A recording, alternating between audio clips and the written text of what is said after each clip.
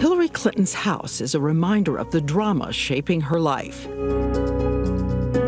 The Chicago girl who became a star of Yale Law School, the transformation into a political wife of a charismatic candidate for governor of Arkansas. It's not an image question so much as a priority question. And then her riveting and mystifying resolve in crisis after crisis.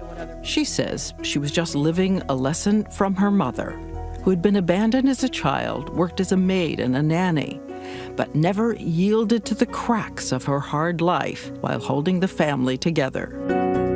On a table, the book her mother was reading the day she died, bookmarkers still in place.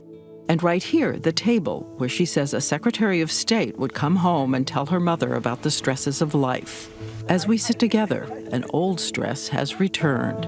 An essay in a magazine making headlines, and political opponents warning they think the topic is still fair game. Monica Lewinsky is back in the news. Well, she's perfectly free to do that. She is, in my view, an American who gets to express herself however she chooses. But that's, not something that I spent a lot of time thinking about. Really?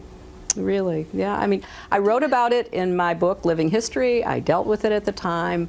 I have moved on, and that's how I see, my life and my future. You're not looking at me thinking, here she is asking these questions. No, because again. I knew you would. I knew you'd have to. I mean, it's something in the news. You have every right to ask, and I have every right to tell you how I feel.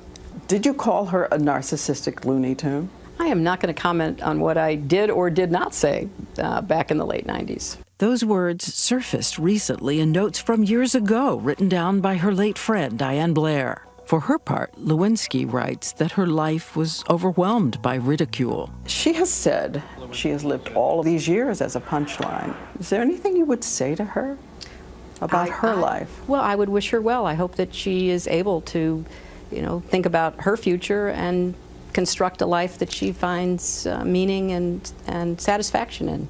How are you different than you were then? Well, I think the 8 years of the presidency taught me a lot. And then my 8 years in the Senate. I've tried to become a deeper, more understanding, more open, more grateful person as I've gone through these last 20 years.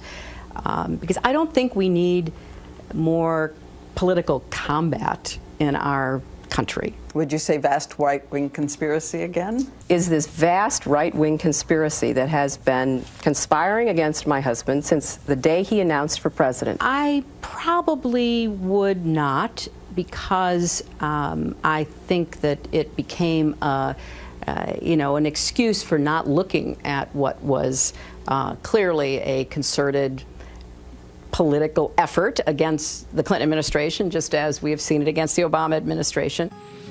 So from this vantage point, a lesson for a younger generation about the choice she made back then? Do what is necessary to be resilient. Life is filled with disappointments.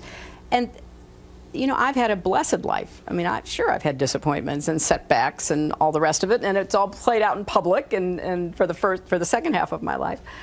But everybody does. I respect anyone who, when they're knocked down, gets back up. I mean, it's really about just that. And I learned that from my mother, who had a really horrible childhood and was so mistreated and neglected and abused and could have become a whiner, a quitter on life.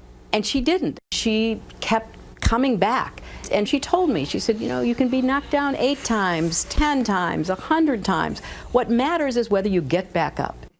I went to retrieve a photo I had seen on one of her tables, a couple who met in the Yale Law Library. She introduced herself, saying, "If you're going to keep looking at me and I'm going to keep looking back, we at least ought to know each other, and I'm Hillary Rodham." And what's your name?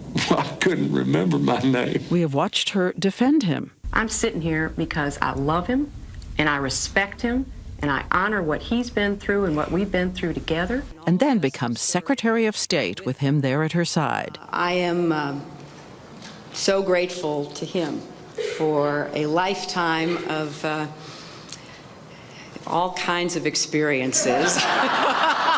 Somebody said, forgiveness is releasing a prisoner and discovering the prisoner was yourself.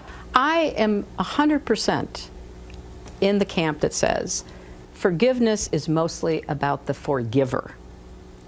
I know too many people, having now lived as long as I have, who can never get over it. Forgiveness is a way of opening up the doors again and moving forward, whether it's a personal life or a national life. Back to that photo from the table of a girl in a plain cotton dress on her wedding day. We were poor college professors. We got married in our house, and I bought the dress off the rack the night before, and we had a friend give us a reception. It was wonderful. Is this the happiest time in your marriage? We've had a lot of happy times. We started off, a conversation all those years ago at Yale Law School, and 40. Yeah, more. Oh my gosh, so many years ago.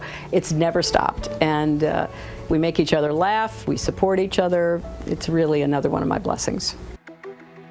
But as we said, it is also a target for the political opposition. A magazine cover once called it the Bill Factor. Republican Senator Rand Paul made it clear he will use the past in any race for 2016. There is no excuse for that. Republican Rand Paul said it's fair game. It's fair game to talk about Monica Lewinsky, that it's fair game to talk about how bosses treat people. He can talk about whatever he wants to talk about. And if he decides to run, he'll be fair game too for everybody.